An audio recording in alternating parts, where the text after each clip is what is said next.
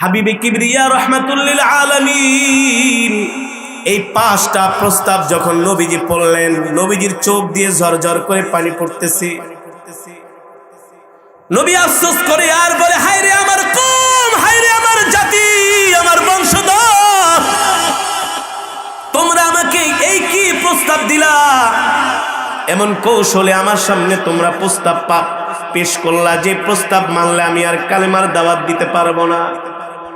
হাবিবে কিবরিয়া ভারাক্রান্ত হৃদয় নিয়ে আল্লাহর কদমে সেজদায় পড়ে গেলেন আর বললেন, আল্লাহ আল্লাহ, আপনি আমাকে সাহায্য করেন।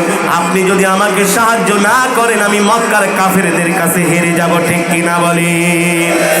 আল্লাহ জিবরাইলকে পাঠাইলেন, এ জিবরাইল, যাও যাও যাও, আমার বন্ধু কি মনে করেছে মক্কার এত বড় পাওয়ারফুল নেতাদের সামনে আমি আল্লাহ আমার বন্ধুকে একা ছেড়ে দেই নাই, আমি আল্লাহ আমার বন্ধুর সাথে আছি। আল্লাহু আকবার, হাসবুনাল্লাহু ওয়া নি'মাল ওয়াকিল, নি'মাল মাওলা ওয়া নি'মান নাসির।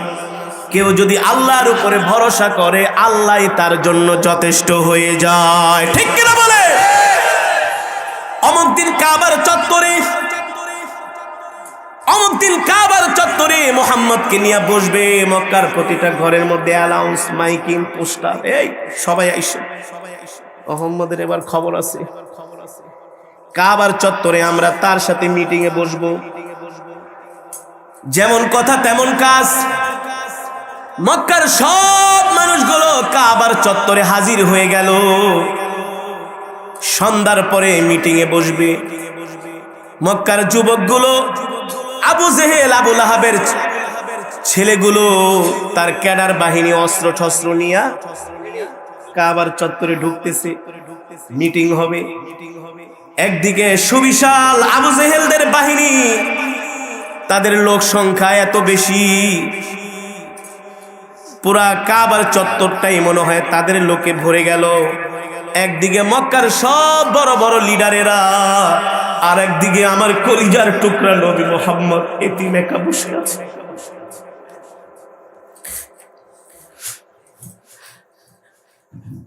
একটা বিচারের মধ্যে, একটা মিটিং এর মধ্যে যদি এক পক্ষের লোক যদি বেশি থাকে আর অপর পক্ষে যদি এক দুইজন থাকে, এবার বুঝেন নিজেকে কতটা অসহায় মনে হয় না? হাবিবে কিবরিয়া রাহমাতুল লিল আলামিন মক্কার নেতাদের চেহারার দিকে তাকায়, তাদের লোক সংখ্যা এত বেশি। আল্লাহর নবী আর চাচা আবু তালেব আর 2-4 জন মাত্র নতুন মুসলমান হয়েছে, তাদেরকে নিয়ে নবীজি আমার কাবার চত্বরে বসে আছে। নবীজির মন খারাপ, হৃদয়টা ভেঙে খান খান হয়ে যাচ্ছে। আজকে তার গোত্রের মানুষ, তার বংশের মানুষ, তার আত্মীয় স্বজনরাই তার বিরুদ্ধে এসেছে, ঠিক কিনা বলি? এর চাইতে আর কষ্টের কিছু হতে পারে না। যখন সমস্ত কাবার চত্বরে মানুষ সমাবেত হলো, হাবিবে কিবরিয়া রাহমাতুল লিল আলামিন চাচা আবু তালিবকে ডেকে বলেন, চাচা, মক্কার লিডারদেরকে বলেন তারা আমার কাছে কি কি বিষয়ে তারা প্রস্তাব দিতে চায়, তাদেরকে প্রস্তাবগুলো পেশ করতে বলেন। চাচা আবু তালিব বলল, আবু জেহেল, তুমি তোমার প্রস্তাবগুলো পেশ করো। কয়টা প্রস্তাব দিবা? আবু জেহেল বলে, মাত্র 5টা প্রস্তাব। চাচা আবু তালিব বলে, ভাতিজা, 5টা প্রস্তাব দিবে আবু জেহেলেরা, তুমি কি 5টা প্রস্তাব মানবে কিনা? হাবিবে কিবরিয়া রাহমাতুল লিল আলামিন তোমার আমার কলিজার টুকরা নবী বলে, চাচা, আপনি মক্কার লিডারদেরকে জিজ্ঞেস করেন, তারা যদি আমাকে 5টা প্রস্তাব দেয় আর আমি যদি তাদের 5টা প্রস্তাব মেনে নেই, আর 5টা প্রস্তাবের পরিবর্তে যদি আমি একটা প্রস্তাব দেই, তারা মানবে কিনা? আল্লাহু আকবার বলেন। কাফেরদের প্রস্তাব কয়টা? কাফেরদের প্রস্তাব 5টা আর আমার নবীর একটা। এই কথা শুনে আবু জেহেলের শরীর গরম হয়ে গেছে। বাতিজা, বলো কি, তুমি কি এত অমানুষ মনে করছো নাকি? আরে তুমি যদি আমাদের 5টা প্রস্তাব মেনে নাও, আমরা তোমার একটা প্রস্তাব মানবো না, এত বড় অমানুষ তো আমরা না। এত বড় আবু জেহেল আবুল আহাব রে খোঁচা মানে কয় ভাতিজা কত ভালো দেখছো, চাচাকে সম্মান করে, প্রস্তাব বেশি দেয় নাই কয়টা। ভাতিজা আসলে তুমি আল আমিন, দুষ্ট মানুষের মিষ্টি কথা। ভাতিজা তুমি খুব ভালো, এত ভালো তুমি। হাবিবে কিবরিয়া রাহমাতুল লিল আলামিন বলে, মক্কার লিডারেরা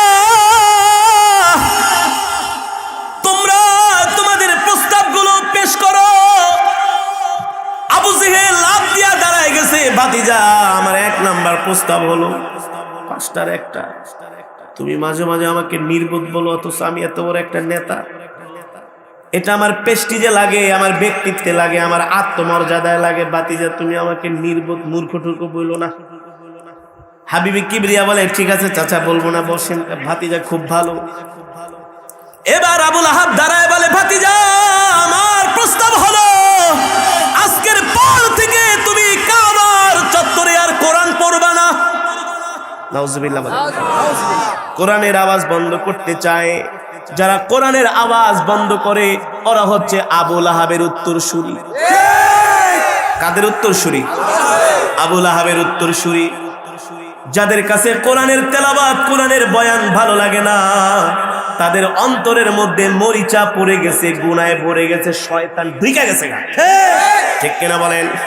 রাহমাতুল লিল আলামিন বলে, চাচা আমি কাবার চত্বরে কেন জোরে জোরে কোরআন পড়বো না? বলে, ভাতিজা তুমি কোরআন পড়লে আমাদের যুবকদের, আমাদের ছেলেদেরকে ঘরে রাখতে পারি না, ওরা সবাই এসে কাবার চত্বরের চতুর্পাশে দাঁড়ায় দাঁড়ায় তোমার কোরআন শুনি। এতে করে আমরা বিব্রত হই, প্রশ্নের সম্মুখীন হই। আমাদের সন্তানের আমাদেরকে বলে, মুহাম্মদ যেই কোরআন পড়ে তার কোরআনের সাথে কিন্তু কবিতার কোনো মিল নাই। আল্লাহু আকবার। আসলেই তো আল্লাহর পয়গম্বর যেটা পড়ে সেটা দুনিয়ার কোনো কবিতা নয়, সেটা হচ্ছে আমার আল্লাহর জবানের কালাম। কেন ভাতিজা আমাদেরকে বিভ্রান্ত করো, প্রশ্নের সম্মুখীন করো, এত জ্বালাজালি ভাল লাগে না? সুতরাং জোরে জোরে কোরআন পড়বা না। আল্লাহ নবী কয়, ঠিক আছে যান, মানলাম। এবার আবু সুফিয়ান দাঁড়ায় বলে, ভাতিজারে আজকের পর থেকে তুমি কাবার চত্বরে আর নামাজ পড়তে পারবা না। বলে, কেন কেন নামাজ পড়বো না? বলে, তুমি যদি কাবার চত্বরে নামাজ পড়ো এটা আমাদের ধর্মকে অবমাননা করা হয়, কারণ আমরা সেজদা করি মূর্তিকে, আর তুমি এমন একজনকে সেজদা করো যাকে আমরা পছন্দ করি না। নাউজুবিল্লাহ। আরে জোরে বলেন নাউজুবিল্লাহ। ওলীদ ইবনে মুগীরা দাঁড়ায় বলে, ভাতিজা ও ভাতিজা আমার প্রস্তাব হলো তুমি আমাদের খোদাকে গালি দিবা না, আমরাও তোমার আল্লাহকে গালি দিব না। হাবিবে কিবরিয়া রাহমাতুল লিল আলামিন বলে, চাচা আমি তো আপনার খোদাকে গালি দেই নাই, আমি বুঝাইতে চাইছি মাটি দিয়া মূর্তি বানায়া ওই মূর্তিকে সেজদা করেন। এই মূর্তি আপনাদের কোনো কল্যাণ করতে পারবে না, বরঞ্চ এই পৃথিবী সৃষ্টি করেছেন আল্লাহ। ওই আল্লাহর সাথে যদি নাফরমানি করেন, আল্লাহর সাথে নাফরমানি করলে জাহান্নামের আগুন ছাড়া আপনাদের আর কোনো উপায় নাই। আমি চাই না আপনারা আমার চাচা হইয়া, আত্মীয় স্বজন হইয়া জাহান্নামের আগুনও জ্বলেন, এটা আমি আল্লাহর নবী সহ্য করতে পারি না। ঠিক কিনা বলি? এই কারণে বলতেছি আপনারা আপনাদের ধর্ম থেকে ফিরে আসেন। এবার আবু সুফিয়ান দাঁড়ায় বলে, ভাতিজা আজকের পর থেকে তুমি মক্কার কোনো কাফেরদের ঘরে যায় কালেমার দাওয়াত দিতে পারবা না। ইন্না মিনাল বায়ানি লাসিহরুন, তোমার কথার মধ্যে এত জাদু, এত জাদু, তোমার কথার মধ্যে এত আকর্ষণ, তুমি যদি কোনো মানুষকে 5 মিনিট তশকিল করো, সে আমাদের ধর্ম ছাইরা কালেমা পড়ে মুসলমান হয়ে যায়। সুবহানাল্লাহ। আর জোরে কোন সুবহানাল্লাহ। আর জোরে বলেন সুবহানাল্লাহ। আমি মালয়েশিয়া গিয়েছিলাম, সেখানে মালয়েশিয়াতে একটা তাবলীগের মার্কাজ আছে, শ্রীপাতালি জায়গা নাম। শ্রীপাতালি গিয়েছিলাম, চেচনিয়া থেকে একটা তাবলীগ জামাতের কাফেলা আসছে। চিন্তা করলাম মালয়েশিয়া আসছি, প্রোগ্রাম করি, প্রত্যেকদিন টাকা কামাই, 5 স্টার হোটেলে থাকি, ভাল লাগে না, একটু তাবলীগে যাই, 3 দিন সময় লাগাই। দেখি তাদের দাওয়াতের পদ্ধতি কেমন। চেচনিয়ার একজন মুসলমান বৌদ্ধদেরকে ধরে ধরে তাদের দোকানে যায় যায় তাদেরকে ইসলামের মর্মবাণী ইংলিশে বুঝায়। তাদের কথাগুলো তন্ময়ের মতো তাকায় তাকায় একেবারে নির্বাক হয়ে শুনে, কোনো আওয়াজ নাই। ঠিক 2 দিন পরে একজন বৌদ্ধ ওই তাবলীগের মারকাজে এসে কালেমা পড়ে মুসলমান হয়ে গিয়েছে। আল্লাহু আকবার। আমি চিন্তা করলাম, একজন মুসলমানের মুখের কথা শুনা কোরআনের মর্মবাণী ইসলামের সৌন্দর্য তার সামনে তুলে ধরার কারণে একজন কালেমাওয়ালা মুসলমান যদি আরেকজন বিধর্মীকে মুসলমান বানাইতে পারে, তাহলে আমার নবীর কথার মধ্যে আল্লাহ কেমন আকর্ষণ দিয়েছিলেন। সুবহানাল্লাহ। বলে বাতিজা, তুমি মানুষের ঘরে ঘরে যায় কোরআনের দাওয়াত দিও না, কালেমার দাওয়াত দিও না, তাহলে আমাদের মানুষগুলো তোমার পক্ষে চলে যাচ্ছে, কালেমা পড়ে তারা দিন দিন মুসলমান হয়ে যাবে, এতে করে আমাদের জনসংখ্যা কমে যাবে, আমাদের ক্ষমতার মসনদ দুর্বল হয়ে যাবে। তার মানে আল্লাহ নবীর বিরোধিতা করার মূল কারণ হলো মক্কার কাফেরদের ক্ষমতা। ঠিক কিনা বলে? কি ক্ষমতা? হাবিবে কিবরিয়া বললেন, ও আমার চাচারা, আত্মীয় স্বজনেরা, মক্কার লিডারেরা, আপনাদের প্রস্তাব শেষ হয়েছে, বলা হয় 5টা প্রস্তাব দিয়েছি। হাবিবে কিবরিয়া বলে, আপনাদের 5টা প্রস্তাব যদি আমি মেনে নেই, আপনার আমার একটা প্রস্তাব মানবেন তো? একটা প্রস্তাব। আবু জেহেল দাঁড়ায় বলে, ভাতিজি এটা আবার পুরান কি কথা? এটা তো নতুন কি? এটা তো পুরান হয়ে গেছে, মানবো মানি। শুধু তোমার একটা প্রস্তাব পেশ করো, যদি আমরা না মানি তাহলে তুমি বললো আমরা অমানুষের বাচ্চা। হাবিবে কিবরিয়া রাহমাতুল লিল আলামিন বলে, ও আবু জেহেল, শুনেন শুনেন, আপনার 5টা প্রস্তাব আমি এই মুহূর্তে মেনে নিব যদি আপনি আমার একটা প্রস্তাব মেনে নেন। আবু লাহাব বলে, লোভ আর সামলাইতে পারি না, বাতিজা তাড়াতাড়ি কও। তাড়াতাড়ি শরীর গরম হয়ে গেছে, মনে করছে একেবারে জিতা যাবে। ভাতিজা তাড়াতাড়ি বলো, মিটিং মুলতবি ঘোষণা করো, যার যার গন্তব্যে যেতে হবে। বুঝছি আজকে আমরা জিতে গিয়েছি। হাবিবে কিবরিয়া রাহমাতুল লিল আলামিন মক্কার কাফেরদের চোখের মুখে তাকায় দেখে যে সবার চোখে আনন্দের হাসি, সবার খুব খুশি।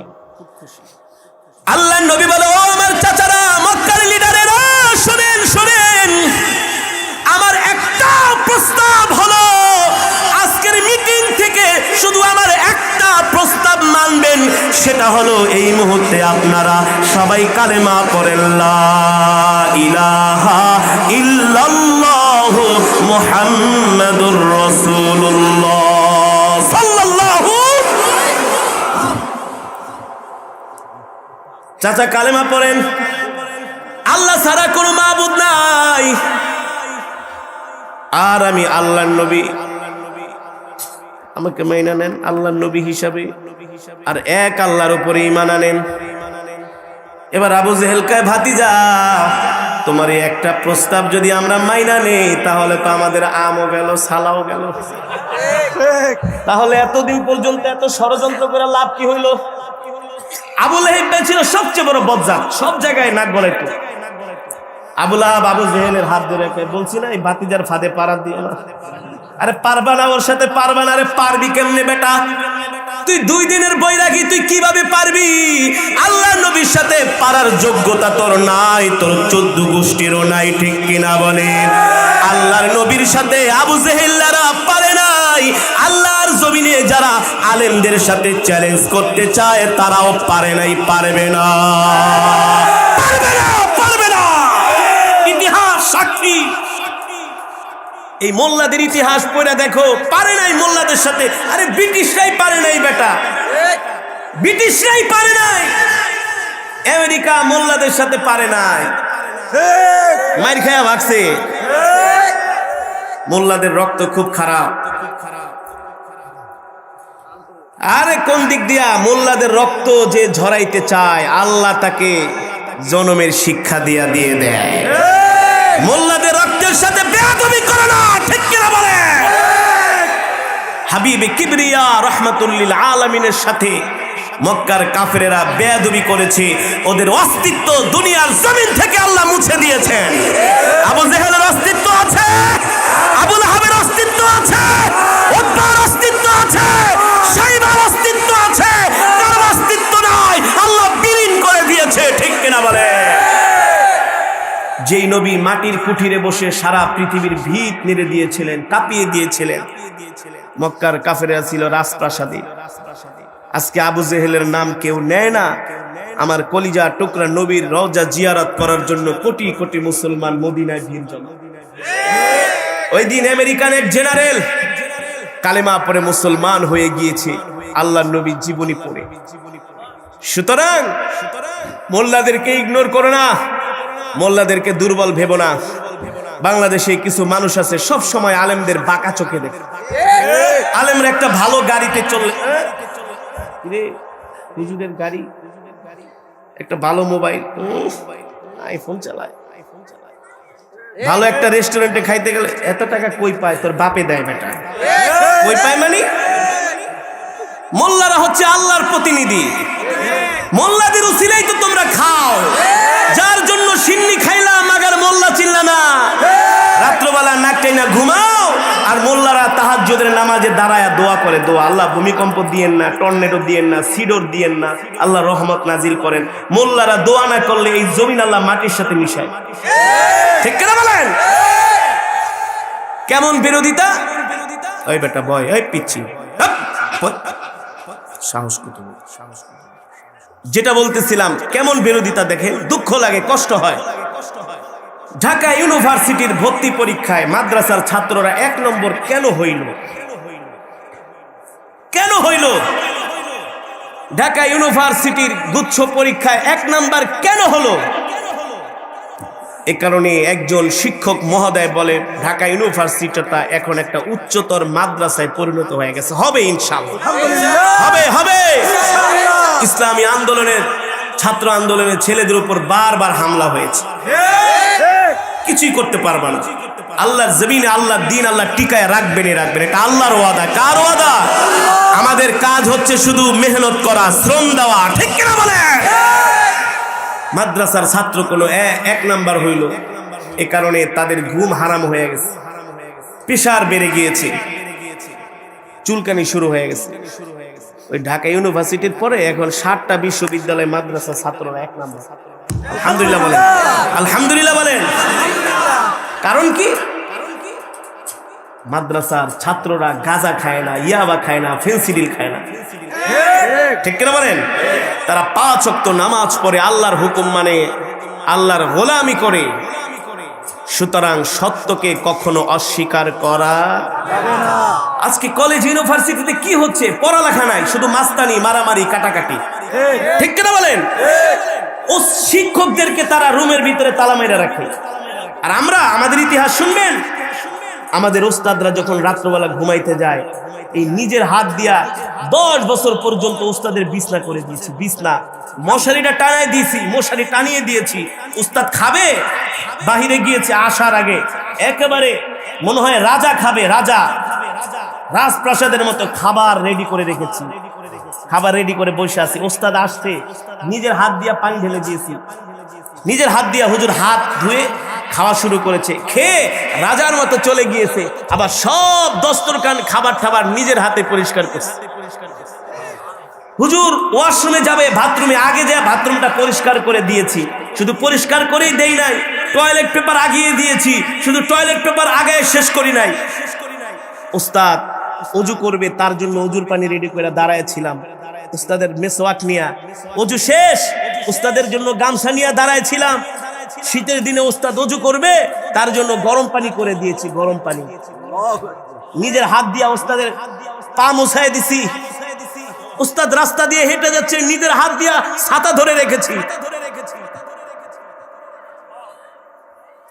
এভাবে করে আমরা উস্তাদদের সম্মান করি, শ্রদ্ধা করি।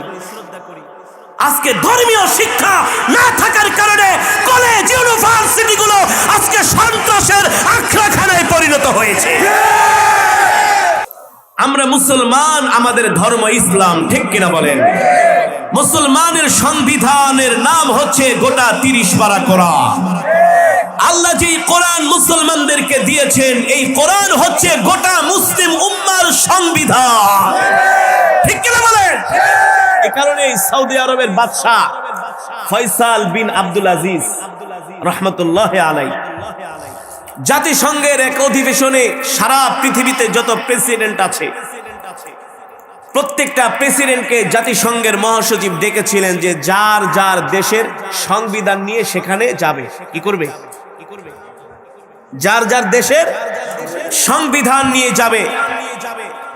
আমেরিকা তার দেশের আমেরিকান সংবিধান নিয়ে গিয়েছে, ব্রিটিশ তার দেশের ব্রিটিশের সংবিধান নিয়ে গিয়েছে, জার্মান, সুইডেন, ফ্রান্স, পৃথিবীর জমিনে যত রাষ্ট্র আছে জাতিসংঘের অধিভুক্ত অধীনে সবাই যার যার সংবিধান নিয়ে গিয়েছে।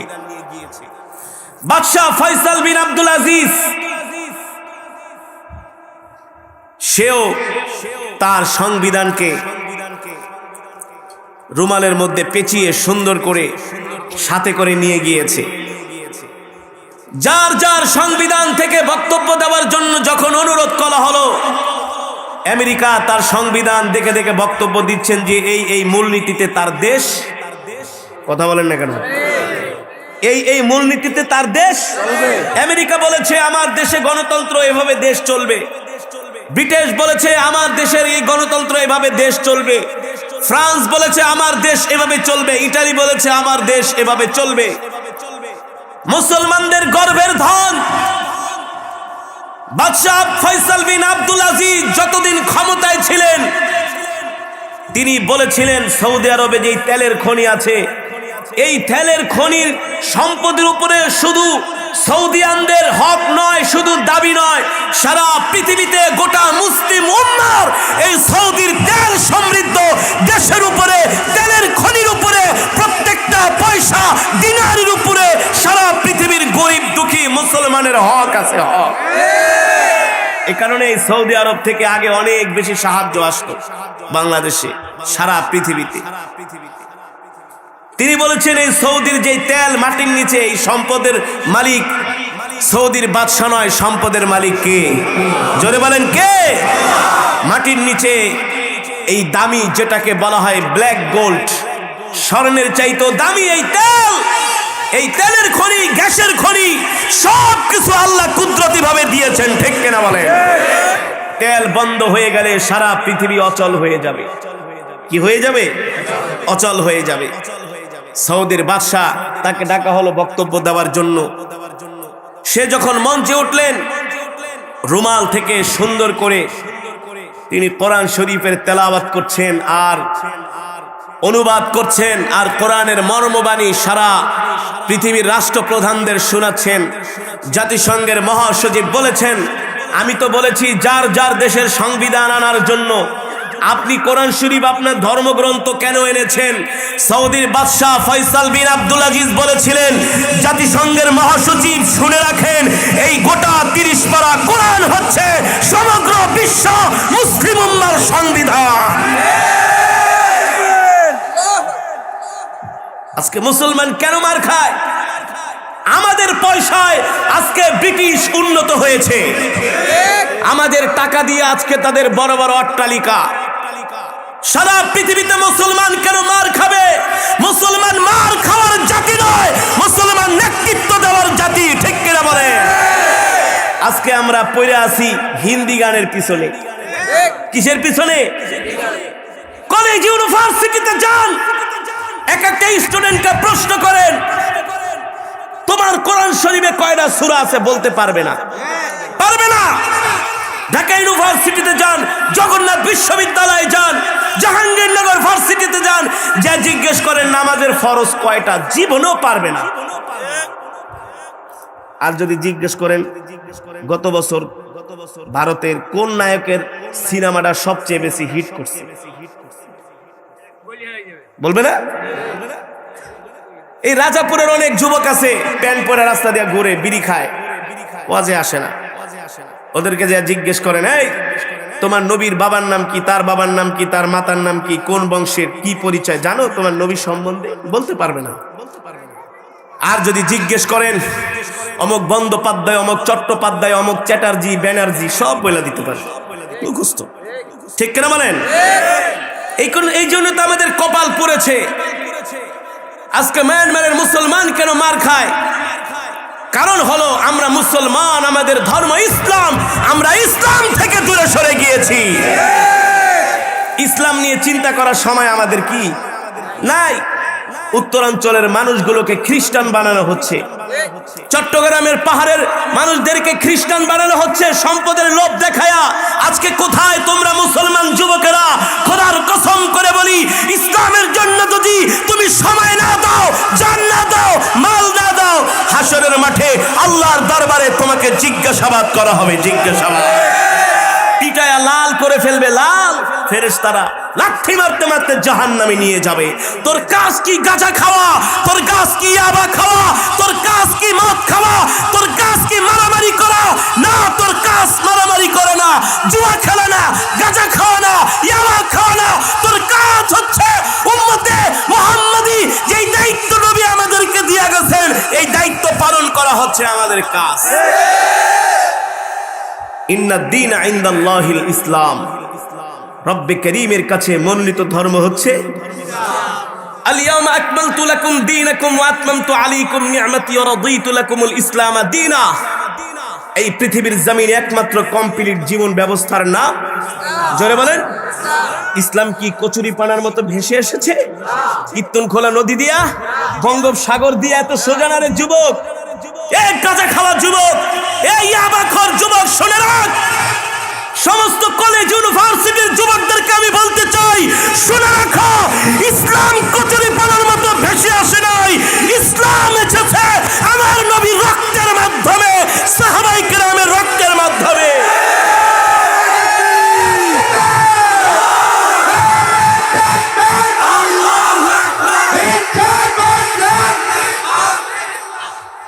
সম্মানিত হাজিরিন, ইসলাম এসেছে ওলামায়ে কেরামের রক্তের বিনিময়ে।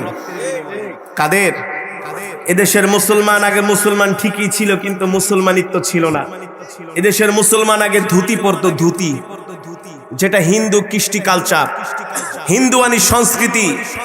সেই ধুতি পরা থেকে মুসলমানদেরকে সুন্নতি পাঞ্জাবি পরা শিখিয়েছিলেন শহীদ তিতুমির, হাজী শরিয়তুল্লাহ। ঠিক কিনা বলেন? এদেশের গ্রামে গ্রামে, গঞ্জে গঞ্জে নৌকা দিয়া, রাস্তায় হেঁটে, পায়ে হেঁটে, গামছা পরে, খাল সাঁতরিয়ে কালেমার দাওয়াত দিয়েছিলেন। এদেশের মুসলমানদেরকে দ্বীনের দাওয়াত দিয়েছিলেন হুসাইন আহমদ মাদানী রহমাতুল্লাহি আলাইহি। ঠিক কিনা বলেন? তার থেকে সিলসিলা বা সিলসিলা উজানির কারি ইব্রাহিম সাহেব রহমাতুল্লাহি আলাইহি চরমোনাইয়ের ময়দানে শুয়ে আছেন সৈয়দ ইসহাক রহমাতুল্লাহি আলাইহি। তাদের মেহনতের বিনিময়ে আজকে বাংলার প্রত্যেকটা ঘরে ঘরে মুসলমানদের মাথায় টুপি, টুপি, টুপি। ইসলাম এমনি আসে নাই। এই কোরআনের দাওয়াত দিতে গিয়ে আমার নবী উহুদের ময়দানে দান দান মোবারক শহীদ করেছে। হযরতে বেলালকে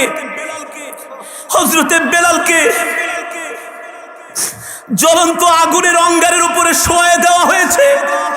লোহার রড গরম করে করে বেলালকে সেকা দেওয়া হয়েছে, আর বলা হয়েছে বেলাল ইসলাম ছেড়ে দে, বেলাল ইসলাম ছেড়ে দে।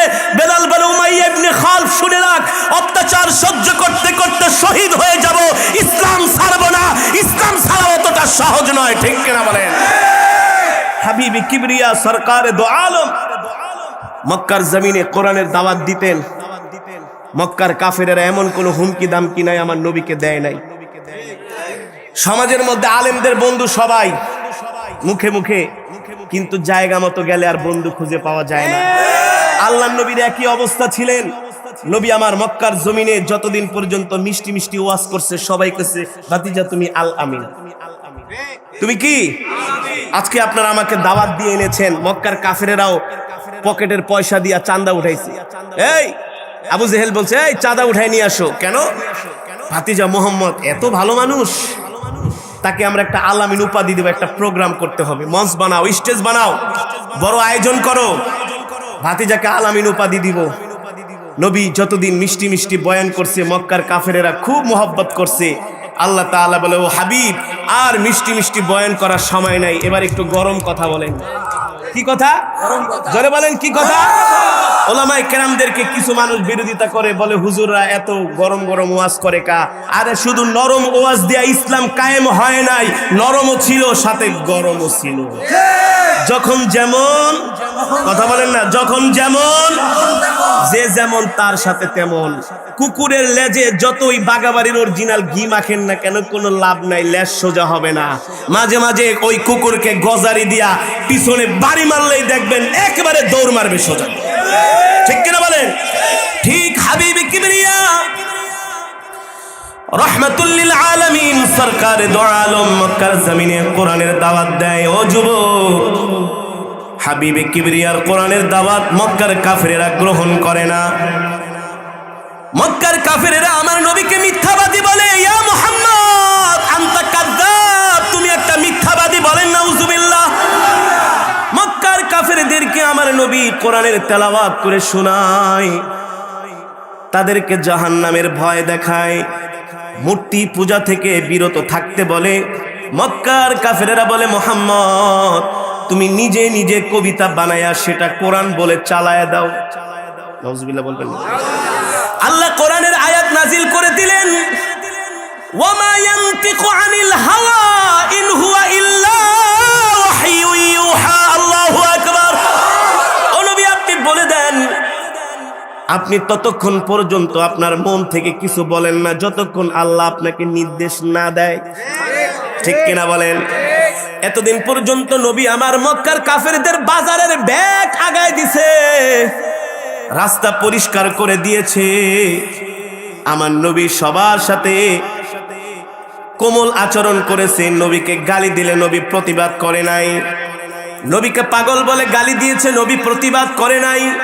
নবীকে জাদুকর বলে গালি দিয়েছে, নবী প্রতিবাদ করে নাই। একেবারে চূড়ান্ত ধৈর্যের সীমা যখন ছেড়ে গিয়েছে, মিষ্টি মিষ্টি কথায় যখন আর কাজ হয় না, আল্লাহ রাব্বুল আলামিন বলে, ও বন্ধু, এবার ওদেরকে সরাসরি চ্যালেঞ্জ করেন, আপনি বলে দেন, এ মক্কার কাফেরেরা, তোমরা আমার সাথে যতই নরম আচরণ করো না কেন, আমি তোমাদেরকেও এতদিন মিষ্টি মিষ্টি বয়ান শোনাইছি, কিন্তু আজ থেকে শুনে রাখো, তোমরা যেই ধর্মের অনুসারী, এই ধর্ম পালন করলে তোমরা জাহান্নামে যাবে। তোমাদের ধর্ম সঠিক নয়। মাটি দিয়া মূর্তি বানায়া যেই মূর্তিকে তোমরা সিজদা করো, এই মূর্তি তোমাদের কখনো কল্যাণ করতে পারবে না। মূর্তি পূজা ছেড়ে দাও, এক আল্লাহর গোলামি করো, এক আল্লাহকে মেনে নাও। এই কথা যখন মক্কার কাফেরদেরকে আল্লাহর নবী বললেন, এবার মক্কার কাফেরেরা আমার নবীর বিরুদ্ধে ষড়যন্ত্র শুরু হয়ে গেল। কেমন ষড়যন্ত্র? নবী আমার মুহাম্মদকে, আল্লাহর পয়গম্বরকে ঘর থেকে বের হতে দেয় না, 144 জারি করেছে। সাহাবায়ে কেরামদেরকে যেখানেই দেখে সেখানেই কাফেরেরা অত্যাচার করে। শেষ পর্যন্ত নবীকে ঘরের মধ্যে অবরুদ্ধ করে রাখা হয়েছে। চাচা আবু তালেবের দরবারে যায়া আবু জেহেল, উতবা, শাইবা, আবু লাহাব, ওলীদ ইবনে মুগীরা, আবু সুফিয়ানরা নবীর নামে বিচার দিল। আবু তালেব, আমরা আপনাকে সম্মান করি, আমরা আপনাকে শ্রদ্ধা করি, ভালোবাসি, কিন্তু শুনে রাখেন, ভাতিজা মুহাম্মদ যেভাবে করে আমাদের বিরুদ্ধাচরণ করছে, আমাদের ধর্মের বিরুদ্ধে, আমাদের মূর্তির বিরুদ্ধে, আমাদের খোদার বিরুদ্ধে যেভাবে করে বিষোদ্গার করছে, আমরা এটা মানতে পারি না। আপনি ভাতিজাকে থামান, নইলে আমরা ভাতিজাকে খোলা আকাশের নিচে প্রতিরোধ করব। নাউজুবিল্লাহ। মক্কার কাফেরেরা শেষ ঘোষণা দিয়ে দিলেন, হয় আপনি ভাতিজা মুহাম্মদকে থামান, তাকে বলেন কোরআনের দাওয়াত বন্ধ করতে, কালেমার দাওয়াত বন্ধ করতে। সরাসরি রাত্রবেলা হাবিবে কিবরিয়া বাড়িতে আসলেন, মক্কার কাফেরেরা চলে গেল। রহমাতুল লিল আলামিন বলল, ঠিক আছে। রহমাতুল লিল আলামিন রাত্রে বাড়িতে আসলো। চাচা আবু তালিব নবীজিকে ডাকলেন, ওই দিক থেকে মক্কার কাফেরদেরকে বলে দিলেন, তোমরা বাড়িতে চলে যাও, আজকে যার যার গন্তব্যে। ভাতিজা বাড়িতে আসুক, রাত্রবেলা আমি তার সাথে আলোচনা করব। হাবিবে কিবরিয়া রহমাতুল লিল আলামিন সরকারে দো আলম রাত্রবেলা যখন বাড়িতে আসলেন, চাচা আবু তালিব পয়গম্বরকে ডাকলেন। আল্লাহর নবী রহমাতুল লিল আলামিন চাচা আবু তালিবের সামনে যেয়ে বসলেন। আবু তালেবের চেহারা ঘামিয়ে গিয়েছেন, তিনি ভয় পেয়ে গিয়েছেন। তার কারণ হলো মক্কার কাফেরেরা বলেছে, যদি মুহাম্মদ তার এই কার্যক্রম থেকে বিরত না হয় তাহলে আমরা তার সাথে খোলা আকাশের নিচে ফয়সালা করব। এর মানে হলো মক্কার পাওয়ার শক্তিগুলো এক হয়ে গেছে, মক্কার পরার শক্তি বড় বড় নেতারা এক হয়ে গেছে। একদিকে মক্কার সকল শক্তি, আর একদিকে হচ্ছেন আল্লাহর নবী একা। চাচা আবু তালিব ভয় পেয়ে গেলেন। আরে ভাতিজা একদিকে একা আর মক্কার সব লিডারেরা একদিকে, যদি তারা আমার ভাতিজার উপরে হামলা করে, একজন দুইজন মানুষ কখনো তাদের প্রতিরোধ করা সম্ভব? আল্লাহর নবী রাত্রবেলা বাড়িতে আসার পরে চাচা আবু তালিবের সাথে বসছেন। হাবিবে কিবরিয়া রাহমাতুল লিল আলামিন বলেন, চাচা মক্কার বড় বড় লিডারেরা আমার বিরুদ্ধে এত ষড়যন্ত্র চক্রান্ত করে, একটা কাজ করেন, মক্কার বড় বড় লিডারদেরকে নিয়ে আর আমাকে নিয়ে এক জায়গায় বসেন, একটা মীমাংসা হবে। এক জায়গায় বসেন, একটা মীমাংসা হবে। তারা আমার বিরুদ্ধে এত প্রোপাগান্ডা, মিথ্যা তথ্য, মিথ্যা বিভ্রান্তি ছড়িয়ে সমাজের মানুষকে আমার বিরুদ্ধে তারা ফুঁসে দিয়েছে। এই সমাজের মধ্যে এখনো এমন কিছু মানুষ আছে আলেমদের বিরুদ্ধে মিথ্যা তথ্য দেয়, তাই না? জনগণকে খেপানোর চেষ্টা করে, করে কি করে না? কিন্তু জনগণ এখন আর ওই সস্তা ষড়যন্ত্র খায় না। হাবিবে কিবরিয়া বলে, চাচা আমার বিরুদ্ধে মিথ্যা ষড়যন্ত্র না করে, মিথ্যা তথ্য আমার বিরুদ্ধে না ছড়ায়া বলেন মক্কার লিডারদেরকে আমার সাথে যারা তারা এক জায়গায় বসে, বসার পরে নিশ্চয় একটা সমাধান হবে। তাদের যদি কোনো প্রস্তাব থাকে তারা আমাকে দেখি তারা কি প্রস্তাব দেয়, আমিও তাদেরকে প্রস্তাব। এই কথা শুনে চাচা আবু তালিব খুশি হয়ে গেলেন, মনে হয় এবার ভালো কিছু হবে। কারণ চাচা আবু তালিব কালিমা পড়ে মুসলমান হয় নাই, না হলে কি হবে? এক মুহূর্তের জন্য আল্লাহর নবীকে চাচা আবু তালিব ছেড়ে যায় নাই, এক মুহূর্তের জন্য ছেড়ে যায় নাই। চাচা আবু তালিব চলে গেলেন আবু জেহেলের বাড়িতে, মক্কার লিডারদেরকে ডাকলেন, এদিকে আসো, তোমাদের জন্য একটা সুখবর আছে। কি খবর? ভাতিজা বলেছে তোমাদের সবাইকে নিয়ে এক জায়গায় একটা মিটিং এ বসবে, তোমাদের কি কি প্রস্তাব আছে, দাবি দাওয়া আছে, তোমরা ভাতিজার সামনে পেশ করবা। আশা করি এই মিটিং এর মাধ্যমে ভালো একটা রেজাল্ট, একটা সমাধান বের হয়ে আসবে। আবু জেহেল, উতবা, সাইবা, আবু লাহাব, ওলীদ ইবনে মুগীরা, আবু সুফিয়ান, তারা ছিল মক্কার সবচেয়ে পাওয়ারফুল নেতা। সব শয়তানগুলা এক হয়েছে, এক হয়ে বলে, আচ্ছা বলো ভাতিজার সাথে আমরা কাবার চত্বরে বৈশা মিটিং করব, কিন্তু আমরা যদি এই সময়ে কয়েকটা প্রস্তাব ভাতিজাকে দিই, যে প্রস্তাব দিয়া ভাতিজাকে ঠেকানো যাবে, সে যাতে তার কালেমার দাওয়াত, কোরআনের দাওয়াত না দেয়, এমন কি প্রস্তাব দেওয়া যায় বলো। আবু জেহেল দাঁড়ায় বলে, আবু লাহাব রে, ভাতিজা যেখানে আমাকে পায় সেখানেই শুধু নির্বোধ আর মূর্খ বইলা গালি দেয়। এক নাম্বার প্রস্তাব লেখো যাতে ভাতিজা আমাকে নির্বোধ আর মূর্খ না বলে। মানে নবীজি তাকে মাঝে মাঝে দেখে বলতো, চাচা এই মূর্তি পূজা কেন করেন? আপনি একটা শিক্ষিত মানুষ, মূর্খের মতো নির্বোধের মতো কেন কাজ করেন? আবু জেহেল এই কথাটা আমার খুব লেগে গেছে, এগুলা যাতে ভাতিজা না বলে মানুষের সামনে। আরে মজমার ভিতরে আমাকে নির্বোধ বলে আমি লজ্জা পাই, এটা আগে এক নাম্বার প্রস্তাবনা। ভাতিজা যাকে আমাকে নির্বোধ আর মূর্খ না বলে। আবু লাহাব এটা ছিল সবচেয়ে বড় দ্বিতীয় শয়তান। সে দাঁড়ায় বলে, আমার একটা প্রস্তাব আছে, ভাতিজাকে বইলা দাও সে যাতে কোনোদিন কাবার চত্বরে জোরে জোরে কোরআন তেলাওয়াত না করে। নাউজুবিল্লাহ বলে। এই কথাটা শুনে আবু জেহেল একটু মন খারাপ করছে। কি করছে? কারণ কি কোন তো? কারণ আবু জেহেল নিজেই কিন্তু রাত্র গভীরে যায়া কাবার চত্বরে দাঁড়ায়া রহমাতুল লিল আলামিনের জবানে কোরআন শুনতো। আল্লাহু আকবার, আল্লাহু আকবার। আবু জেহেলের মন খারাপ, ধর্মিয়া তুমি বসো। আবু লাহাব রে, এটা দরকার নাই। আবু লাহাব তো জানে এটা সবার আগে যায় কোরআন শুনতে। না না না, এই প্রস্তাবও লিখতে হবে। আবু জেহেল নিরুপায়, ঠিক আছে লেখো। তৃতীয় নাম্বার প্রস্তাব কি? ওলীদ ইবনে মুগীরা বলে, তৃতীয় নাম্বার প্রস্তাব হলো মুহাম্মদ যাতে কাবার চত্বরে আইসা নামাজ না পড়ে। কি করে? কাবার চত্বরে আইসা নামাজ না পড়ে। তৃতীয় নাম্বার। আবু সুফিয়ান দাঁড়ায় বলল, চতুর্থ নাম্বার প্রস্তাব লেখো। ভাতিজা যাতে আমাদের খোদাকে গালি না দেয়। কি করে? আমাদের খোদাকে যাতে গালি না দেয়। ওলীদ ইবনে মুগিরা বলে ৫ম নাম্বার প্রস্তাব লেখো যাতে ভাতিজা কোনো কাফেরের বাড়িতে যায় কালেমার দাওয়াত না দেয়। 5টা প্রস্তাব। কয়টা? 5টা। আগে থেকে লেখা রেডি করছি। এখন আপনারাই বলেন এই 5টা প্রস্তাব যদি আল্লাহর নবীর সামনে পেশ করা হয় আর এই 5টা প্রস্তাব যদি নবীজি কাফেরদের মেনে নেয় তাহলে তো নবীজি আর কালেমার দাওয়াতি দিতে পারবো না, কারণ কৌশলে সিস্টেমে সব আটকায়া ফেলাইছে। কথা বলেন, কথা বলেন। কৌশলে আটকিয়ে ফেলেছে। চাচা আবু তালিব বলে, আবু জেহেল, যে 5টা প্রস্তাব তুমি আমার ভাতিজা মুহাম্মদকে দিয়েছো, এই 5টা প্রস্তাব যদি ভাতিজা মেনে নেয় তোমার কোনো কথা থাকে কিনা? আবু জেহেলকে আবু তালিব একটা কথা বললেন, এই 5টা মেনে নিলে আর ভাতিজার বিরুদ্ধে আমাদের কোনো অভিযোগ নাই। হাবিবে কিবরিয়া রাহমাতুল লিল আলামিনের কাছে চাচা আবু তালিব চলে গেলেন। এ যুবক, তোমার আমার কলিজার টুকরা নবীকে আল্লাহ কত জ্ঞান, কত মেধা, কেমন প্রজ্ঞা, কেমন হিকমত দান করেছিলেন একবার খেয়াল করো। আল্লাহু আকবার। চাচা আবু তালিব যা বলল, ভাতিজা আবু জেহেলরা তো তোমাকে 5টা প্রস্তাব দিছে। কয়টা? 5টা। চাচা দেহি তো প্রস্তাবগুলা। দেখে 1 নম্বরে লেখছে যাতে আবু জেহেলের নির্বোধার মূর্খ না বলে। 2 নম্বরে প্রস্তাব আল্লাহর নবী যাতে কাবার চত্বরে কোরআন শরীফ না পড়ে।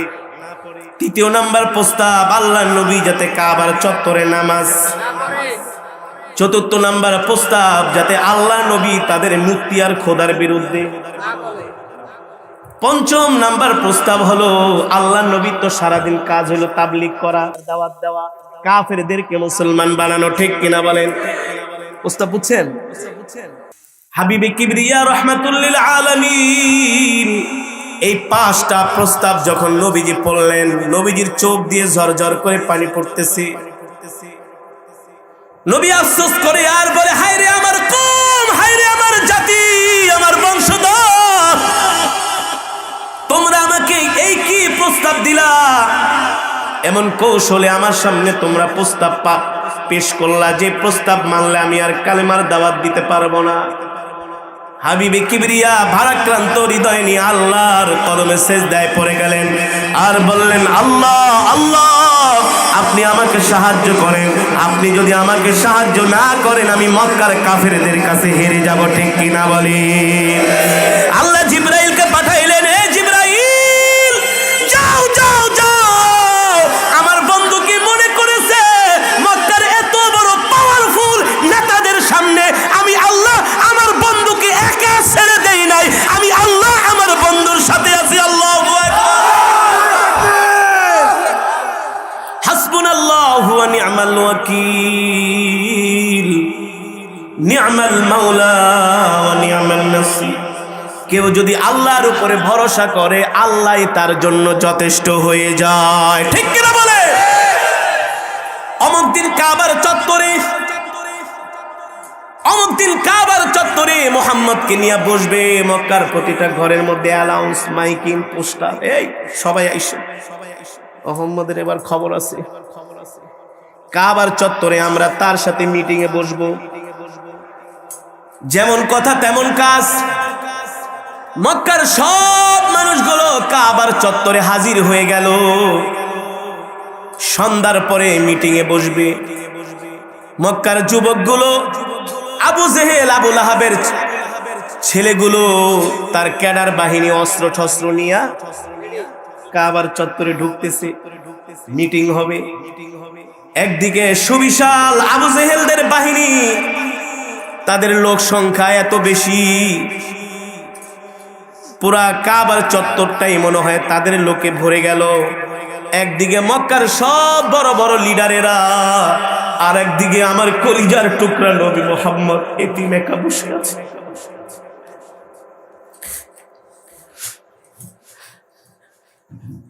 একটা বিচারের মধ্যে, একটা মিটিং এর মধ্যে মধ্যে যদি এক পক্ষের লোক যদি বেশি থাকে আর অপর পক্ষে যদি এক দুইজন থাকে, এবার বুঝেন নিজেকে কতটা অসহায় মনে হয় না?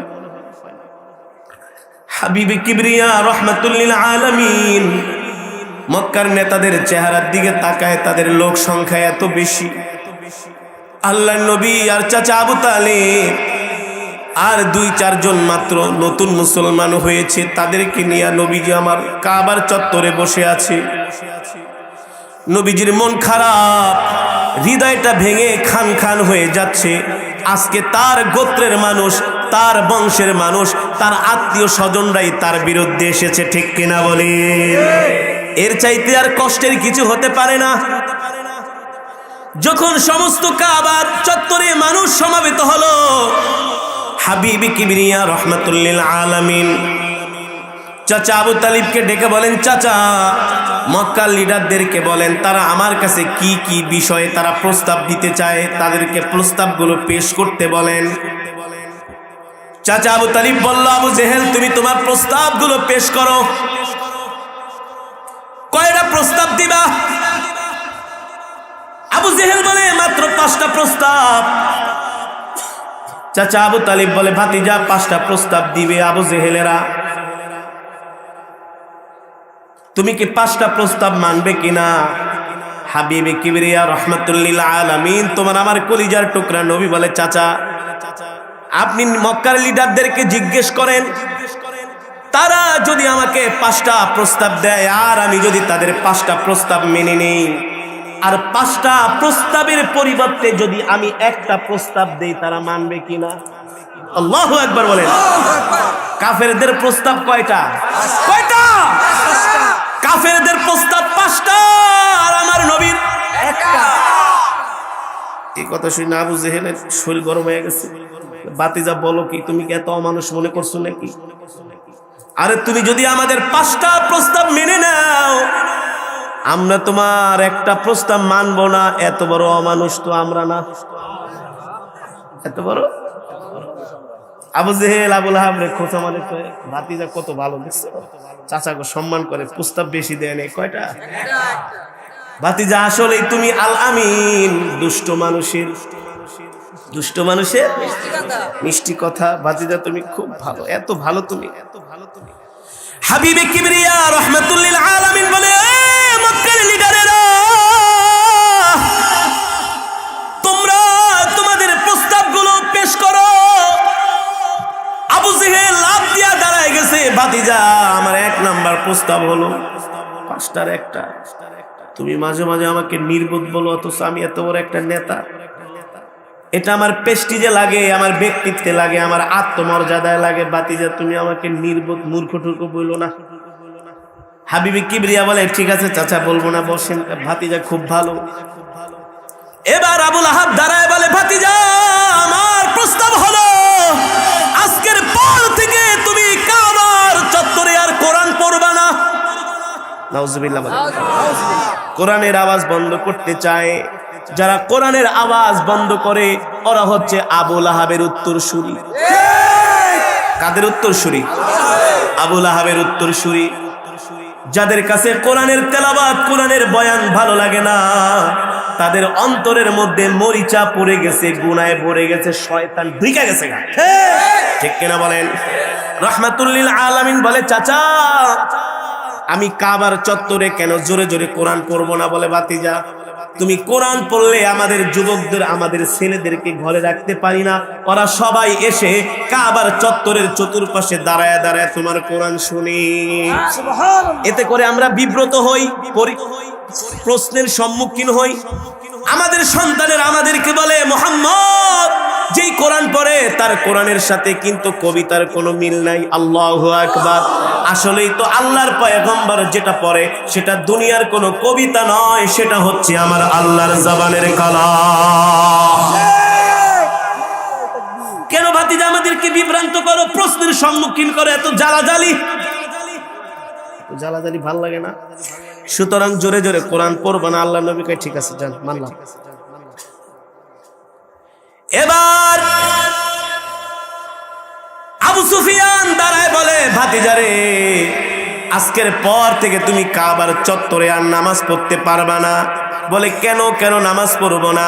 বলে তুমি যদি কাবার চত্বরে নামাজ পড়ো এটা আমাদের ধর্মকে অবমাননা করা হয়, কারণ আমরা সেজদা করি মূর্তিকে, আর তুমি এমন একজনকে সেজদা করো যাকে আমরা পছন্দ করি না। নাউজুবিল্লাহ, আর জোরে বলেন নাউজুবিল্লাহ।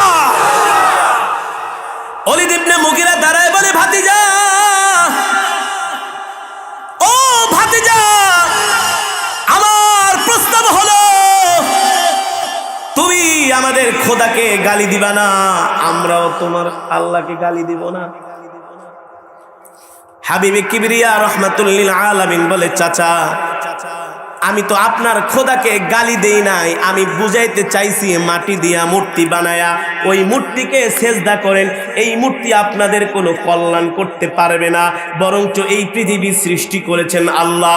ওই আল্লাহর সাথে যদি নাফরমানি করেন, আল্লাহর সাথে নাফরমানি করলে জাহান্নামের আগুন ছাড়া আপনাদের আর কোনো উপায় নাই।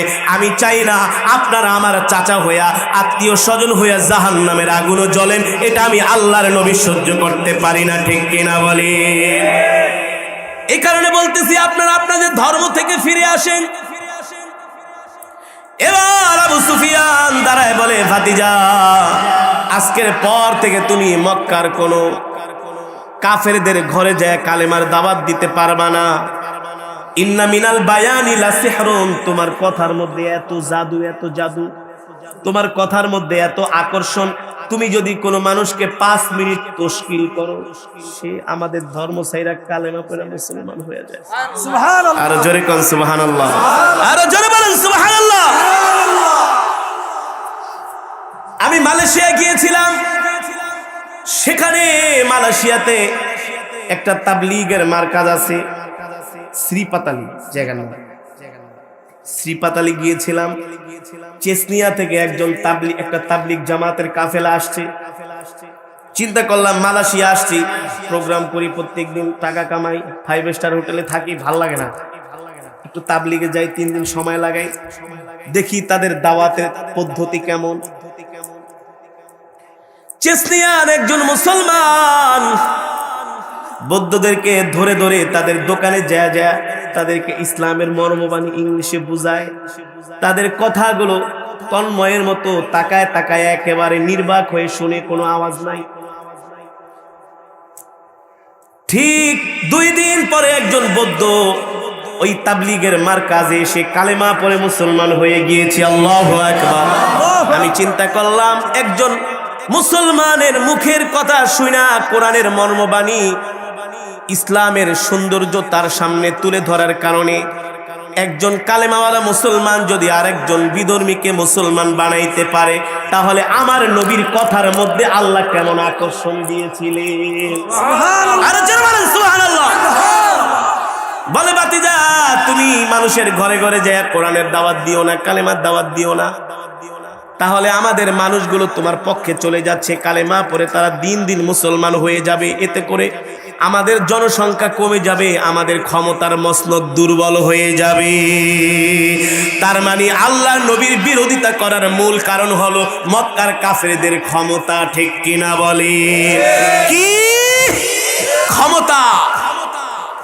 হাবিবে কিবরিয়া বললেন, ও আমার চাচারা, আত্মীয় স্বজনেরা, মক্কার লিডারেরা, আপনাদের প্রস্তাব শেষ হয়েছে, বলা হয় 5টা প্রস্তাব দিয়েছি। হাবিবে কিবরিয়া বলে, আপনাদের 5টা প্রস্তাব যদি আমি মেনে নেই, আপনার আমার একটা প্রস্তাব মানবেন তো? একটা প্রস্তাব। আবু জেহেল দাঁড়ায় বলে, ভাতিজা, এটা আবার পুরান কি কথা? এটা তো নতুন কি? এটা তো পুরান হয়ে গেছে, মানবো মানি, শুধু তোমার একটা প্রস্তাব পেশ করো, যদি আমরা না মানি তাহলে তুমি বললো আমরা অমানুষের বাচ্চা। হাবিবে কিবরিয়া রাহমাতুল লিল আলামিন বলে, ও আবু জেহেল, শুনেন, আপনার 5টা প্রস্তাব আমি এই মুহূর্তে মেনে নিব যদি আপনি আমার একটা প্রস্তাব মেনে নেন। আবু লাহাব বলে, লোভ আর সামলাইতে পারি না, বাতিজা তাড়াতাড়ি কও। তাড়াতাড়ি শরীর গরম হয়ে গেছে, মনে করছে একেবারে জিতা যাবে। ভাতিজা তাড়াতাড়ি বলো, মিটিং মুলতবি ঘোষণা করো, যার যার গন্তব্যে যেতে হবে। বুঝছি আজকে আমরা জিতে গিয়েছি। হাবিবে কিবরিয়া রাহমাতুল লিল আলামিন মক্কার কাফেরদের চোখের মুখে তাকায় দেখে যে সবার চোখে আনন্দের হাসি, সবার খুব খুশি। আল্লাহর নবী বলে, ও আমার চাচারা, মক্কার লিডারেরা, শুনেন শুনেন, আমার একটা প্রস্তাব হলো, আজকের মিটিং থেকে শুধু আমার একটা প্রস্তাব মানবেন, সেটা হলো এই মুহূর্তে আপনারা সবাই কালেমা পড়েন, লা ইলাহা ইল্লাল্লাহ মুহাম্মাদুর রাসূলুল্লাহ সাল্লাল্লাহু। চাচা কালেমা পড়েন, আল্লাহ ছাড়া কোনো মাবুদ নাই, আর আমি আল্লাহর নবী, আমাকে মাইনা নেন আল্লাহর নবী হিসাবে, আর এক আল্লাহর উপরে ঈমান আনেন। এবার আবু জেহেল কয়, ভাতিজা তোমার এই একটা প্রস্তাব যদি আমরা মাইনা নেই, তাহলে তো আমাদের আমও গেল, সালাও গেল, তাহলে এতদিন পর্যন্ত এত ষড়যন্ত্র করে লাভ কি হইল? আবু লাহাব ছিল সবচেয়ে বড় বজ্জাত, সব জায়গায় নাক গলাইতো। আবু লাহাব আবু জেহেলের হাত ধরে বলছি না, এই ভাতিজার ফাঁদে পাড়া দিও না। আরে পারবা না, ওর সাথে পারবা না। আরে পারবি কেমনে বেটা, তুই 2 দিনের বৈরাগী, তুই কিভাবে পারবি? আল্লাহ নবীর সাথে পারার যোগ্যতা তোর নাই, তোর 14 গোষ্ঠীরও নাই, ঠিক কিনা বলেন? আল্লাহর নবীর সাথে আবু জেহেলরা পারে নাই। আল্লাহর জমিনে যারা আলেমদের সাথে চ্যালেঞ্জ করতে চায় তারাও পারে নাই, পারবে না, পারবে না, পারবে না। ইতিহাস সাক্ষী, এই মোল্লাদের ইতিহাস পড়ে দেখো, পারে নাই মোল্লাদের সাথে। আরে ব্রিটিশরাই পারে নাই বেটা, ব্রিটিশরাই পারে নাই, আমেরিকা মোল্লাদের সাথে পারে নাই, মাইর খায়া ভাগছে। মোল্লাদের রক্ত খুব খারাপ। আরে কোন দিক দিয়া? মোল্লাদের রক্ত যে ঝরাইতে চায়, আল্লাহ তাকে জনমের শিক্ষা দিয়ে দেয়। মোল্লাদের রক্তের সাথে বেয়াদবি করে না, ঠিক কিনা বলে? হাবিবে কিবরিয়া রাহমাতুল লিল আলামিনের সাথে মক্কার কাফেরেরা বেয়াদবি করেছে, ওদের অস্তিত্ব দুনিয়ার জমিন থেকে আল্লাহ মুছে দিয়েছেন। আবু জেহেলের অস্তিত্ব আছে, আবু লাহাবের অস্তিত্ব আছে, উতবার অস্তিত্ব আছে, শাইবার অস্তিত্ব আছে, কারো অস্তিত্ব নাই, আল্লাহ বিলীন করে দিয়েছে, ঠিক কিনা বলে? যেই নবী মাটির কুঠিরে বসে সারা পৃথিবীর ভিত নেড়ে দিয়েছিলেন, কাঁপিয়ে দিয়েছিলেন, মক্কার কাফেররা ছিল রাজপ্রাসাদে। আজকে আবু জেহেলের নাম কেউ নেয় না। আমার কলিজা টুকরা নবীর রওজা জিয়ারত করার জন্য কোটি কোটি মুসলমান মদিনায় ভিড় জমা। ওই দিন আমেরিকান এক জেনারেল কালেমা পড়ে মুসলমান হয়ে গিয়েছে, আল্লাহর নবীর জীবনী পড়ে। সুতরাং মোল্লাদেরকে ইগনোর করো না, মোল্লাদেরকে দুর্বল ভেবো না। বাংলাদেশে কিছু মানুষ আছে সব সময় আলেমদের বাঁকা চোখে দেখে। আলেমরা একটা ভালো গাড়িতে চললে, হুজুরের গাড়ি, একটা ভালো মোবাইল, আইফোন চালায়, ভালো একটা রেস্টুরেন্টে খাইতে গেলে এত টাকা কই পায়? তোর বাপে দেয় বেটা, কই পায় মানে? মোল্লারা হচ্ছে আল্লাহর প্রতিনিধি, মোল্লাদের উসিলাই তো তোমরা খাও, যার জন্য সিন্নি খাইলাম আগার মোল্লা চিল্লা না। রাত্রবেলা নাক টাইনা ঘুমাও, আর মোল্লারা তাহাজ্জুদের নামাজে দাঁড়ায় দোয়া করে, দোয়া, আল্লাহ ভূমিকম্প দিয়েন না, টর্নেডো দিয়েন না, সিডোর দিয়েন না, আল্লাহ রহমত নাজিল করেন। মোল্লারা দোয়া না করলে এই জমিন আল্লাহ মাটির সাথে মিশায়, ঠিক কেন বলেন? কেমন বিরোধিতা! ওই বেটা বয়, ওই পিচ্ছি, সাহস কত! যেটা বলতেছিলাম, কেমন বিরোধিতা দেখে, দুঃখ লাগে, কষ্ট হয়। ঢাকা ইউনিভার্সিটির ভর্তি পরীক্ষায় মাদ্রাসার ছাত্ররা 1 নম্বর কেন হইল? কেন হইল? ঢাকা ইউনিভার্সিটির গুচ্ছ পরীক্ষায় 1 নাম্বার কেন হলো? এ কারণে একজন শিক্ষক মহোদয় বলে, ঢাকা ইউনিভার্সিটিটা এখন একটা উচ্চতর মাদ্রাসায় পরিণত হয়ে গেছে। হবে ইনশাআল্লাহ, হবে হবে। ইসলামী আন্দোলনের, ছাত্র আন্দোলনের ছেলেদের উপর বারবার হামলা হয়েছে, কিছুই করতে পারবে না। আল্লাহর জমিনে আল্লাহর দ্বীন আল্লাহ টিকায় রাখবেন, রাখবেন, এটা আল্লাহর ওয়াদা। কার ওয়াদা?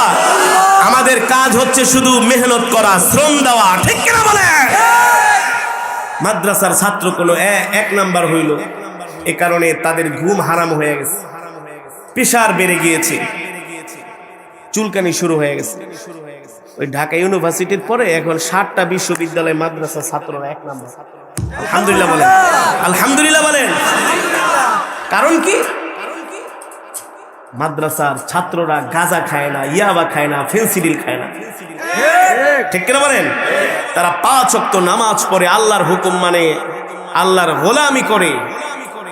সুতরাং সত্যকে কখনো অস্বীকার করা যাবে না। আজকে কলেজ ইউনিভার্সিটিতে কি হচ্ছে? পড়ালেখা নাই, শুধু মাস্তানি, মারামারি, কাটাকাটি, ঠিক কিনা বলেন? ও শিক্ষকদেরকে তারা রুমের ভিতরে তালা মেরে রাখে। আর আমরা, আমাদের ইতিহাস শুনবেন, আমাদের ওস্তাদরা যখন রাত্রবেলা ঘুমাইতে যায়, এই নিজের হাত দিয়া 10 বছর পর্যন্ত উস্তাদের বিছনা করে দিয়েছি। বিছনা মশারিটা টানায় দিয়েছি, মশারি টানিয়ে দিয়েছি। উস্তাদ খাবে, বাহিরে গিয়েছে, আসার আগে একেবারে মনে হয় রাজা খাবে, রাজা রাজপ্রাসাদের মতো খাবার রেডি করে রেখেছি। খাবার রেডি করে বসে আছি, ওস্তাদ আসছে, নিজের হাত দিয়া পানি ঢেলে দিয়েছি, নিজের হাত দিয়া হুজুর হাত ধুয়ে খাওয়া শুরু করেছে, খেয়ে রাজার মতো চলে গিয়েছে। আবার সব দস্তরখান খাবার টাবার নিজের হাতে পরিষ্কার করছে। হুজুর ওয়াশরুমে যাবে, বাথরুমে আগে যায় বাথরুমটা পরিষ্কার করে দিয়েছি, শুধু পরিষ্কার করেই দেই নাই, টয়লেট পেপার আগিয়ে দিয়েছি, শুধু টয়লেট পেপার আগে শেষ করি নাই। উস্তাদ অজু করবে, তার জন্য অজুর পানি রেডি করে দাঁড়ায় ছিলাম। উস্তাদের মেসওয়াক নিয়া অজু শেষ, উস্তাদের জন্য গামছা নিয়ে দাঁড়ায় ছিলাম। শীতের দিনে উস্তাদ অজু করবে, তার জন্য গরম পানি করে দিয়েছি, গরম পানি নিজের হাত দিয়া উস্তাদের পা মুছায় দিছি। উস্তাদ রাস্তা দিয়ে হেঁটে যাচ্ছে, নিজের হাত দিয়া ছাতা ধরে রেখেছি। এভাবে করে আমরা উস্তাদদের সম্মান করি, শ্রদ্ধা করি। আজকে ধর্মীয় শিক্ষা না থাকার কারণে কলেজ ইউনিভার্সিটি গুলো আজকে সন্ত্রাসের আখড়াখানায় পরিণত হয়েছে। এই কথা বললেই কারে আসাদ খালি কেরাত পড়েন, খুব ভালো, ওয়াজ করেন না। কি করেন না? ওয়াজ করার দরকার নাই। একজন তো আমাকে বলছি ওয়াজ, এখন এই ওয়াজ বন্ধ করে দেন, খালি কেরাত করবেন। আপনি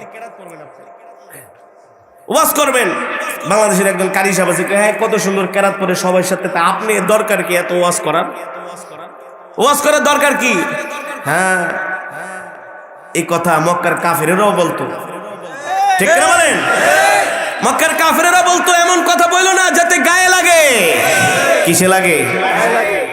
কিন্তু আজকে আমার কলেজ ইউনিভার্সিটির ছাত্রগুলো মাদকাসক্ত হয়ে যাচ্ছে, গাঁজাখোর, ইয়াবাখোর, অ্যাডিক্টেড হয়ে যাচ্ছে। তারা মাদকের পিছনে এমন ভাবে লেগেছে, আজকে মাদকের টাকার জন্য মায়ের উপরে অত্যাচার করে, বাবার উপরে অত্যাচার করে, ঠিক কিনা বলেন? একজন শিক্ষক ছাত্র বড় চুল রাখছে, তার চুল কেটে দেওয়ার কারণে তাকে জেল খাটতে হয়েছে। কোথায় আছে শিক্ষা ব্যবস্থা? এভাবে যদি চলতে থাকে আর কিছুদিন পরে দেখবেন কলেজ ইউনিভার্সিটি স্কুলের অভিভাবকরা এসে স্যারদের পায়ে ধরবে, পা যে বেদ দিলাম, বেদ দিয়া পিটান, শাসন করেন, পারতেছি না ওদেরকে সামাল দিতে, শাসন করেন, পারতেছি না। এখন বুঝতেছেন না, আর কিছুদিন পরে কপাল থাবড়াইবেন, কোনো লাভ হবে না। আজকে আগে আমরা দেখতাম স্কুলের যখন বিদায় অনুষ্ঠান হতো, হ্যাঁ কি হতো? বিদায় অনুষ্ঠানে মিলাদ মাহফিল হতো, দোয়া হতো, কোরআন তেলাওয়াত হতো, দোয়া হতো। আর এখন এইসব বিদায় অনুষ্ঠানের নামে র‍্যাগ দিয়ে একটা অনুষ্ঠান করা। কি করে? এর ভিতরে যত নষ্টামি, মানে কি বলবো, অশ্লীলতা, লুচ্চামি, বদমাশি সবই র‍্যাগদের ভিতরে করা হয়। ছেলা মেয়েরা একসাথে নাচে, কি করে?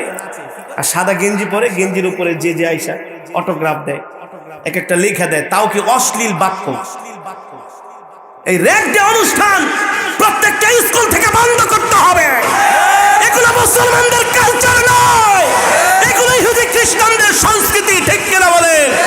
সীমান্তের ওই পার থেকে ভাড়া করে আনা হয়েছে। এগুলো 4-5 বছর ধরে দেখতেছি এই সমস্ত ভণ্ডামি অনুষ্ঠানের আয়োজন করা হয় প্রত্যেকটা কলেজে, প্রত্যেকটা স্কুলে। সেখানে তারা ডিজে পার্টি করে, ডেক সেট বাজায়, গান গায় আর নাচে, ছেলেরা মেয়েরা বিদায় অনুষ্ঠান করে, যেইতা সিগা। এগুলো মুসলমানদের সংস্কৃতি হতে পারে না। আজকে কিশোর গ্যাংয়ের নামে কিশোরেরা এক কিশোর আর এক কিশোরকে হত্যা করছে। আপনাদের কাছে আমার প্রশ্ন, যদি তাদেরকে ধর্মীয় শিক্ষা দেওয়া হতো, প্রত্যেকটা কলেজ ইউনিভার্সিটিতে ধর্মীয় শিক্ষা বাধ্যতামূলক, রাসূলের জীবনী পড়াতে হবে, 4 খলিফার জীবনী পড়াতে হবে, এই জীবনীগুলো যদি তাদেরকে পড়ানো হতো, আমার দেশের কলেজ ইউনিভার্সিটি স্কুলের স্টুডেন্টরা হয়তো খারাপ পথে যেত না। রাসূলের জীবনী পড়লে তারা মানুষের মতো মানুষ হতো, এই সমস্ত নেশার ধারে কাছে তারা যেত না, খারাপ পথে কখনোই যেত না। যদিও বর্তমানে উল্টাপাল্টা সংস্কৃতির সবলে পড়ে তারা কিছুটা পথভ্রষ্ট হয়ে যায়, কিন্তু ধর্মীয় শিক্ষা তাদেরকে পরিপূর্ণ দিলে তারা কখনো গোমরা হতো না। ঠিক কিনা বলেন? এই কারণে মুসলমান, আমাদের ঈমান আমাদেরকেই বাঁচাতে হবে, ইসলাম মানতে হবে। আল্লাহ নবী ইসলামের জন্য, দ্বীনের জন্য রক্ত দিয়েছে, জান দিয়েছে, মাল দিয়েছে। আমাদেরও আল্লাহর নবী হযরত সাহাবায়ে কেরামের মতো কোনো এক সময় ঈমানের পরীক্ষা দিতে হবে। তৈরি আছেন তো ইনশাআল্লাহ? তৈরি আছেন তো ইনশাআল্লাহ? ভয় পাইতেছেন? তৈরি আছেন তো ইনশাআল্লাহ? জান লাগলে জান দিব, মাল লাগলে মাল দিব, ইসলাম ছাড়া যাবে না। ঠিক কিনা বলে? এই কথা আল্লাহ আমাদের বোঝার তৌফিক দান করুন। আর জোরে সেরে বলি আমিন। সন্তানদেরকে এই সমস্ত র্যাক ডে ঠ্যাক ডে অনুষ্ঠানের কথা শুনলেই টাকা পয়সা দেওয়া বন্ধ করে বলবেন তোর অনুষ্ঠানে যাওয়া লাগবে না। কঠিন ভাবে তাদেরকে, শক্ত হাতে তাদেরকে সামাল দিবেন, শাসন করবেন, নইলে আমাদের সমাজের অবস্থা দিন দিন খারাপ হয়ে যাচ্ছে। এতক্ষণ যে কথাগুলো বললাম, ইসলামকে ভালোবাসতে হবে, ইসলাম অনুযায়ী আমাদের জীবনকে পরিচালিত করতে হবে। কোরআনে মাজিদের তেলাওয়াত আমাদের বেশি বেশি ঘরের মধ্যে করতে হবে, সন্তানদেরকে কোরআন শিক্ষা দিতে হবে। তাহলে এই সমস্ত অত্যাচার, অনাচার, এই সমস্ত গুনার কাজ থেকে আল্লাহ আমাদেরকে হেফাজত করবে। ঠিক কিনা বলেন? রব্বে করিম আমাদের সকলকে আল্লাহর গোলাম হিসাবে কবুল করুন, বলি আমিন। আর জোরে সরে বলি আমিন। এই মজমা, এই মাহফিলকে আল্লাহ কিয়ামত পর্যন্ত কবুল করুন, বলি আমিন। অত্র এলাকার যুব সমাজ মিলে আজকের এই মাহফিলের আয়োজন করেছে। আমার পরিবার টুকরা যুবক ভাইদের অন্তরের মধ্যে আল্লাহ তাআলার ভয়, আল্লাহর মোহাব্বত, নবীর মোহাব্বত পয়দা করে দেন, বলি আমিন। এই আশা ব্যক্ত করি আমি আমার আলোচনা এখানে শেষ করছি।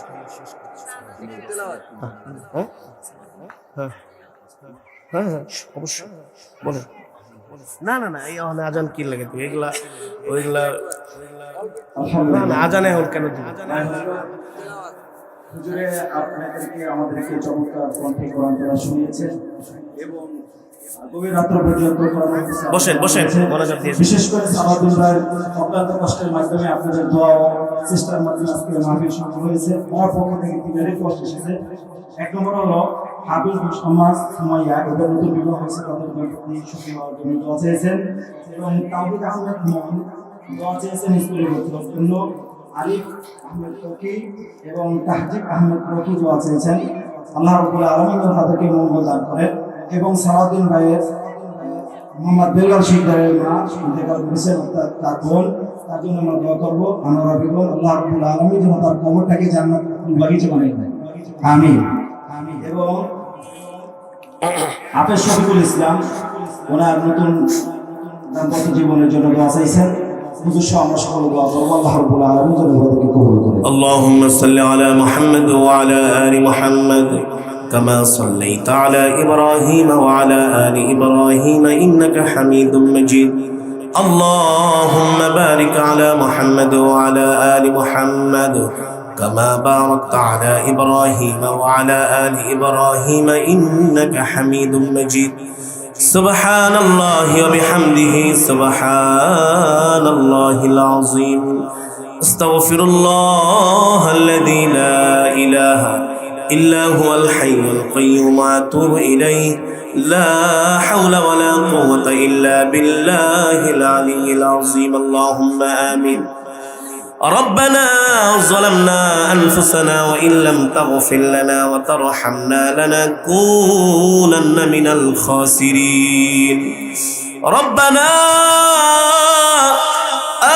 آتنا في الدنيا حسنة وفي الآخرة حسنة وقنا عذاب النار. رب العالمين أمرنا فرمان أبن رحمن আয় মালিক, গুনার বোঝা মাথায় নিয়ে ভিক্ষুকের মতো দুইখানা হাত আল্লাহ আপনার শাহী দরবারে উঠিয়েছি গভীর রজনীতে। মেহেরবানি করে আমাদেরকে খালি হাতে ফিরাইয়া দিয়েন না আল্লাহ। আপনি আমাদের তামাম জিন্দিগির গুনাহ খাতাগুলো মাফ করে দেন, জাহান্নামের আগুন হারাম করে দেন আল্লাহ। একটা জান্নাতুল ফেরদাউস আমাদের নামে বরাদ্দ করে দেন আল্লাহ। আমার যুবক বন্ধুদেরকে কবুল করে নেন, বৃদ্ধ বাবাদেরকে কবুল করে নেন। এই মাহফিলের যারা আয়োজন করেছে আল্লাহ আপনি সকলকে কবুল করে নেন। এই মাহফিলে যারা অর্থ দিয়েছে, সময় দিয়েছে, শ্রম দিয়েছে, মেহনত করেছে, সকলের শ্রম মেহনত অর্থকে আল্লাহ আপনার সন্তুষ্টের বিনিময়ে, জান্নাতের বিনিময়ে কবুল করে নেন আল্লাহ। আমাদেরকে খালি হাতে ফিরাইয়া দিয়েন না, জাহান্নামের আগুন হারাম করে দেন। একটা জান্নাতুল ফেরদাউস আমাদের জন্য বরাদ্দ করে দেন আল্লাহ। আমাদের কাছে অনেকেই দোয়া চেয়েছে, সকলের মনের নেক আশাগুলো পূর্ণ করে দেন। অনেক মা বোনেরা দোয়া চেয়েছে আল্লাহ, মা বোনদেরকে মাফ করে দেন। অনেক দাড়ি পাকা বৃদ্ধ বাবারা আমাদের মজমায় এসেছে আল্লাহ, বৃদ্ধ বাবাদেরকে উসিলা করে আমাদেরকে কবুল করে নেন। এই মজমাই দোয়াকে কবুল করে নেন আল্লাহ। আমার প্রিয় ভাই সালাউদ্দিন ভাইকে কবুল করে নেন আল্লাহ। মেহেরবানি করে আপনি আমাদের সকলের মনের নেক আশাগুলো পূর্ণ করে দেন আল্লাহ। সালাউদ্দিন ভাইয়ের আব্বা দুনিয়াতে নাই, তার আব্বার কবরকে আল্লাহ জান্নাতের বাগান বানায় দেন। আমাদের অনেকের বাবা বেঁচে নাই, আমাদের বাবাদের কবরকে আল্লাহ জান্নাতের বাগান বানায় দেন। জনম দুঃখিনী মা কবরে আযাব মাফ করে দেন। অনেক মা বোনেরা হাত উঠিয়েছে, মাওলা মা বোনদেরকে কবুল করে নেন। আজকের মাহফিলকে উসিলা করে